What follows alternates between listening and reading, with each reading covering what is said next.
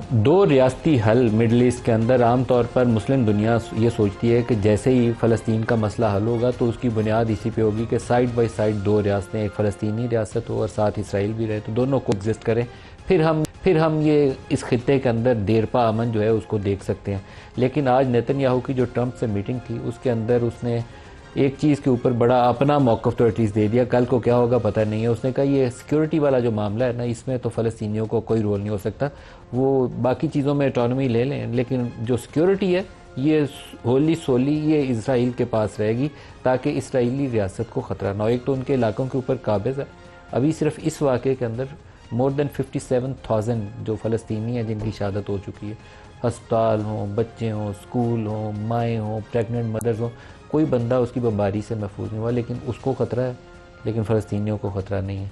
तो जब वो ट्रंप और वो बैठ के इस चीज़ को जब भी किसी हल की तरफ लेकर जाएंगे तो ये बुनियादी नुक्ता उनके सामने रहना चाहिए कि फ़लस्तीन के मसले का हल क्या है, और अरब दुनिया को भी इसके ऊपर बहुत वाज़ेह पोजीशन इख्तियार करना पड़ेगी। अब्राहम अकॉर्ड्स जिसके दबाव के तहत बहुत ज़्यादा मुल्कों ने पहले इसराइल को तस्लीम कर लिया और अब शायद मज़ीद कुछ मुल्कों के ऊपर आइंदा आने वाले हफ्तों और महीनों के ऊपर वो दबाव शिफ्ट होगा। इसी ट्रंप इंतज़ामिया के नीचे बहुत तेज़ रफ्तारी के साथ इस इशू के ऊपर काम होगा, और वो एक के बाद एक सऊदी अरब से स्टार्ट करके बाकियों की तरफ दबाव शिफ्ट होगा।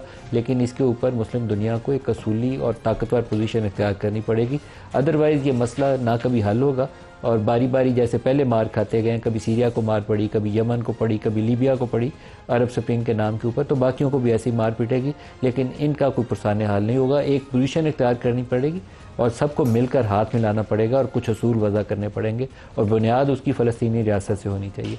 लेकिन नेतन्याहू का मौक़िफ़ यह है कि अगर फ़लस्तीनी रियासत बन गई तो इससे इसराइल तबाह हो जाएगा, ये उसने लफ्ज़ इस्तेमाल किए हैं। तो फ़लस्तीन तो उनका, फ़लस्तीनी रियासत तो फ़लस्तीनियों का हक़ है, जगह उनकी है, मुल्क उनका है, काबज़ ये है। तो अगर साइड बाय साइड भी नहीं को एग्जिस्टेंस उसको कबूल, तो फिर इसके लिए बाकी ममालिक को एक पोजीशन इख्तियार करनी पड़ेगी। ट्रंप ने पाकिस्तान और इंडिया की जंग बंदी के हवाले से कोई 14-15 दफ़ा वो पहले दोहरा चुके हैं, आज एक दफ़ा फिर अपना एक बयानिया दोहराया। सुनिए आज कहा क्या उन्होंने।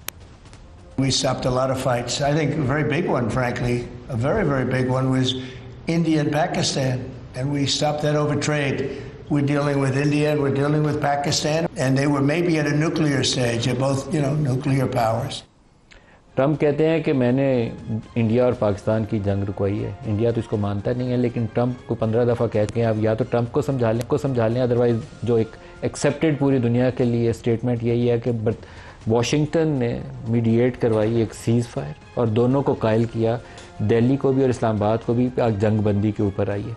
और ट्रंप आज ये कह रहे हैं कि मे बी वो एक न्यूक्लियर स्टेज पे थे, न्यूक्लियर वाला जो कन्फ्रंटेशन थी उसके करीब थे, तो उस स्टेज के ऊपर वो क्रेडिट लेते हैं कि मैंने जंग बंदी कराई। पहले पाकिस्तान ने नोबल पीस प्राइज़ के लिए ट्रंप को नॉमिनेट किया था, आज उसका दूसरा स्टेप यह है कि आज नेतन्याहू ने, मैं नहीं चाहूँगा ज़िंदगी में कभी कोई ऐसी स्टेज आए कि पाकिस्तान और इसराइल का नाम इकट्ठे आए, लेकिन आज नेतन्याहू ने उनको नोबल पीस प्राइज़ के लिए उसी मीटिंग में जहाँ उनके साथ वो इशाइये में बैठे हुए थे, एक लेटर उनके सामने रखा कि हम आपको पीस प्राइज़ के लिए, अब्राहम अकॉर्ड्स के लिए जो आपका रोल है, इसलिए आपको पीस प्राइज़ के लिए नॉमिनेट कर रहे हैं।